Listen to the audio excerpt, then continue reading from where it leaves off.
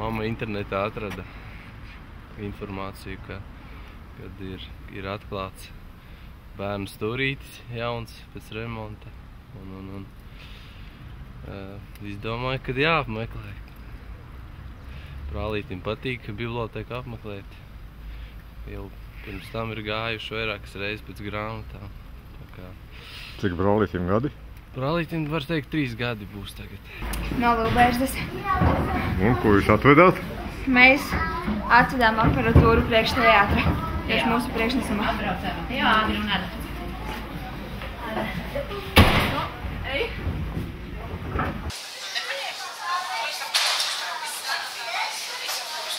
Jā, mēs te pirmo reizi šodien vienkārši izlasījām avīzē sludinājumu un domājam, ka jābrauc ar bērniem pavadīt kāds laiks svētdienā. Bērniem te patika? Labi.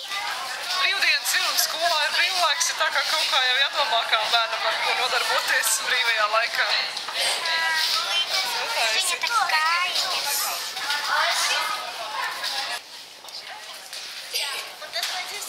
Mēs vēlamies šo bibliotēku redzēt kā ģimenes bibliotēku, kur nāk gan bērni, gan vecāki, gan seniori.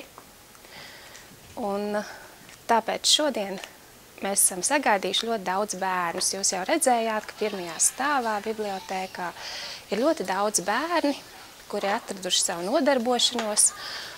Un mēs ļoti ceram, ka bērni atvedīs līdzi arī vecākus. Bērni pirmajā stāvā var lasīt vai šķirstīt bilžu grāmatas, vai skatīties kādu pasaku, un vecāki savukārt var nākt šeit kaut vai augšā un lasīt avīzes un atrast sev noderīgu literatūru.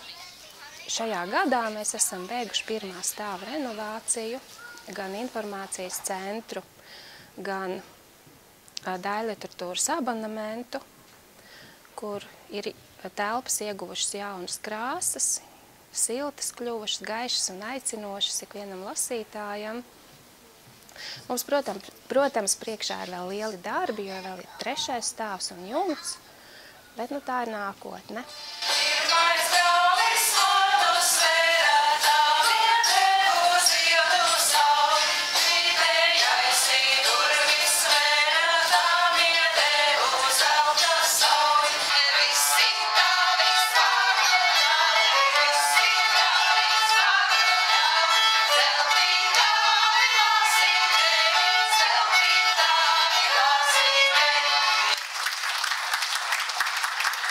Ļoti daudz tam, tā ir gan tāda garīga sakustēšanās, gan arī fiziski, ko, piemēram, īpaši gleznojot ūdeni, ja, kā skaties, un tad tur iekrīt kaut kāds zivs palecās un viss sakustās.